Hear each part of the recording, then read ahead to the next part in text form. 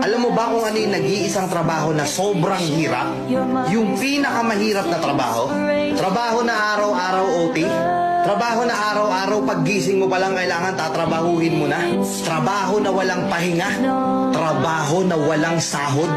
Merong ganyan. Merong ganyan, hindi lang napapansin. Hindi lang napag-uusapan. Alam mo kung ano yon? Pagiging housewife. Di ba? Pagiging may bahay. Pagiging isang ina. Totoo, di ba? Nananawagan ako sa lahat ng nanay dito, lahat ng may bahay dito, lahat ng may anak dito. Panoorin nyo tong video na to kung tama lahat ng sasabihin ko.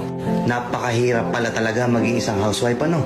Pagising mo sa umaga, mag-aasikaso ka, naglilinis ka ng bahay habang nag-aalaga ka ng bata, ikaw magbabudget ng binibigay sa'yo ni mister na sahod niya. Naubos na yung oras mo araw-araw, matutulog kang puyat, gigising kang pagod.